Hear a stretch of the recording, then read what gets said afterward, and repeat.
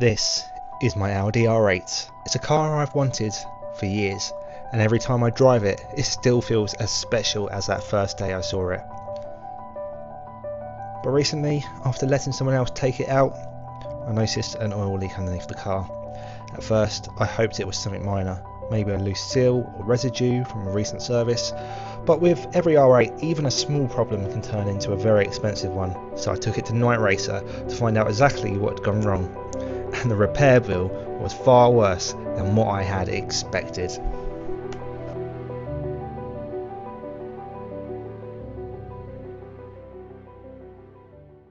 What's up guys, welcome back to the Audi R8, and you may have noticed the channel name has changed, and that is because I am no longer based near London, so going into London really wasn't what the channel was about anymore. And it's more about owning the Audi R8, going out with the Audi R8, the running cost of the Audi R8, and what it is like to live around this supercar culture, and just what I do to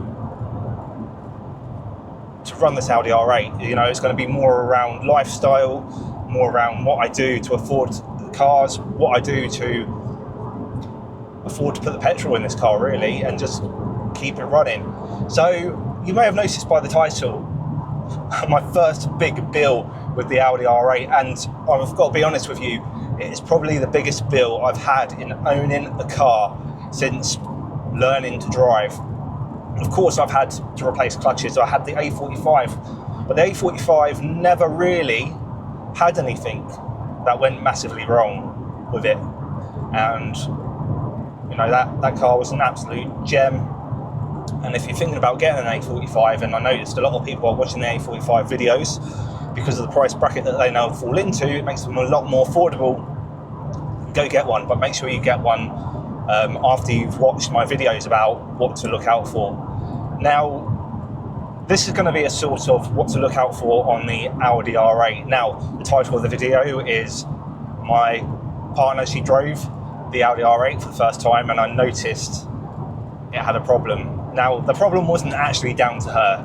The problem was a common problem on the Audi R8, and it was a oil leak that was between the oil cooler and the pipes. Now, either the pipes can corrode and go funny, or the oil cooler can start leaking. Very common problem on these Audi R8 Gen 1s. And mine wasn't the actual oil cooler itself, it was the actual pipes that started to leak. And I'll share with you at the end of this video how much that actually cost me, so you can get an idea into how much it's going to cost. Now, bear in mind, I'm probably about 6 to 7 months into my Audi R8 ownership, and it's already cost me this amount of money. So you need to have that amount of money in your savings or somewhere, and expect to at least spend somewhere in that range in your ownership. So I will pull over at some point, I'll get the bill up on my phone, and I will share it on screen. So let's go for a little bit of a drive. Let's hear this exhaust, because we all know we love this exhaust sound on the V8 R8, especially with this F1 Sounds exhaust system. Let's go around here.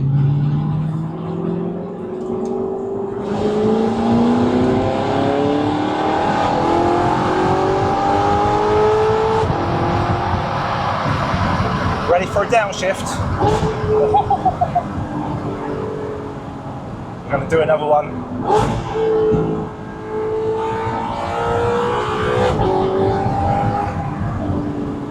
What a beautiful sound.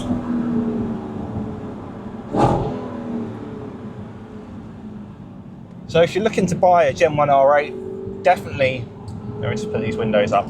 If you're looking to buy a Gen 1 R8, then definitely check or ask if the oil cooler has been replaced, or if the oil cooler pipes have been replaced, because they've upgraded now the oil cooler pipes to, I think, the stainless steel ones.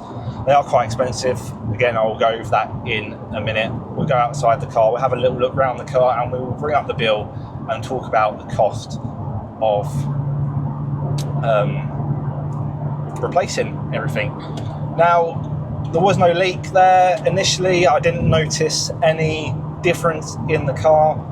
driving was exactly the same. It wasn't until a few weeks after it has actually happened that I saw there was oil all over my driveway, and I'll show you the images. I'll show you the image of under the car, what it looked like when I noticed, and the video that I sent in the garage when I actually saw the oil. Initially I looked at it and I just thought, oh, it's just oil, isn't it? It's not going to be any biggie. And I don't really, it didn't really clock until I noticed the massive oil puddle. Well, I say massive, small oil puddle on my driveway floor.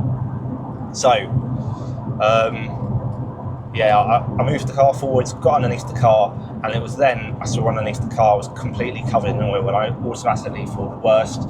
Didn't know how much it was going to cost me.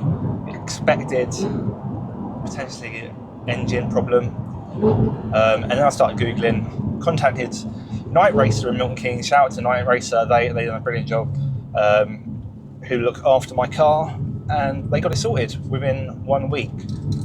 So let's pull over, find somewhere to go through this bill, and we will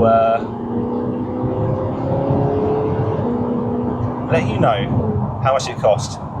Hopefully it doesn't put you off if you're looking to buy one of them.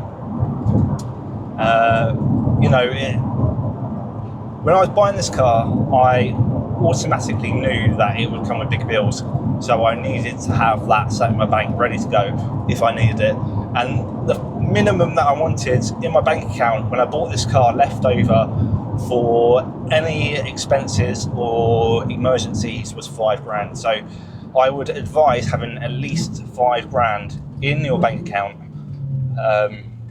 in case anything comes up, like any issues, because they will. It is getting on to a 12-year-old car now, and if you go for the original Gen 1 pre-facelift 2008 car, they are getting on 20 years old, so expect to pay some bills.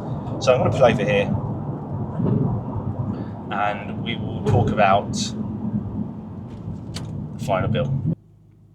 So the actual problem was coming from the pipes, which I'll put on screen now so you can see the issue.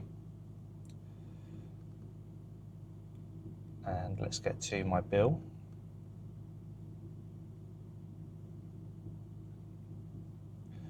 So,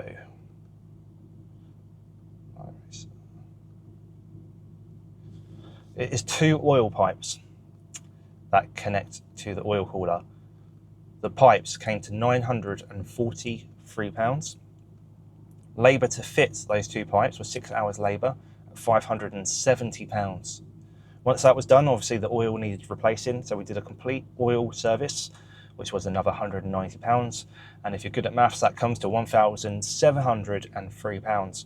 Plus VAT, of course, £340, giving it a total of £2,043 to get this car back on the road within 1 week.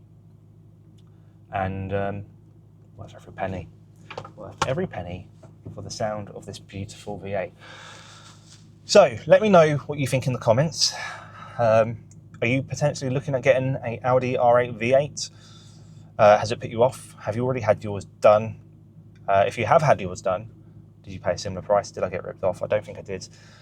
Let me know in the comments. Subscribe to the channel, because obviously I'm doing this for you. I want you to see this journey.